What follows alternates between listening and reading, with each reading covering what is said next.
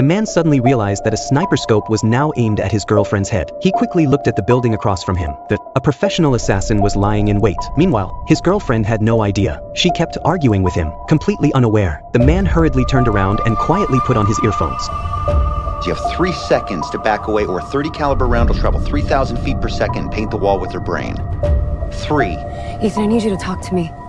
To protect his girlfriend, the man reluctantly decided to leave. He never imagined that a simple day at work would force him into a terror attack. A few hours earlier, Ethan, who was in charge of luggage monitoring, found an unclaimed pair of earphones. Just as he was about to take them to the service desk, he suddenly received a strange text message. It told him to immediately put on the earphones. Confused, Ethan placed them in his ears, but the voice that came through shocked him. Hello? 1 bag for 1 life.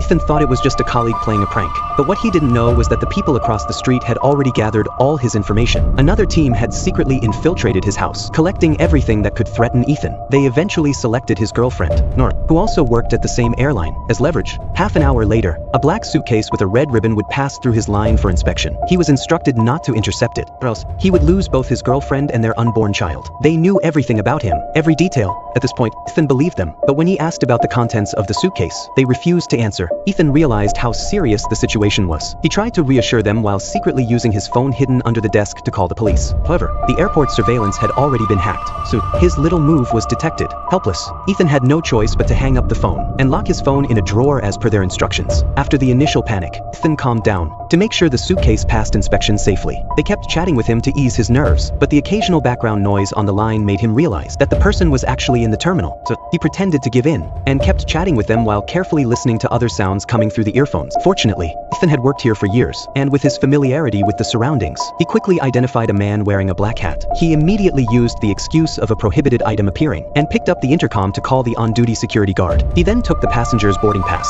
and quietly wrote a message on it with a special marker to give to the guard. It just so happened that the on-duty guard was Ethan's friend. With just a glance, the guard understood his intentions. He then subtly checked the information with a blue light pen, and without making a sound, gave Ethan a knowing look. Slowly, he turned to find help and prepare for the arrest. However, when Ethan looked at the mysterious man again, he found he was already gone. At this moment, the guard was on his way to find his colleague when a passing passenger bumped into his shoulder. The guard didn't think much of it, but Ethan couldn't sit still. The person who bumped into him was the mysterious man he had been watching. When he tried to rush over, it was too late. The guard suddenly collapsed without warning, unconscious on the ground. The mysterious man took advantage of the moment, picked up the dropped boarding pass, and without hesitation, looked directly at Ethan.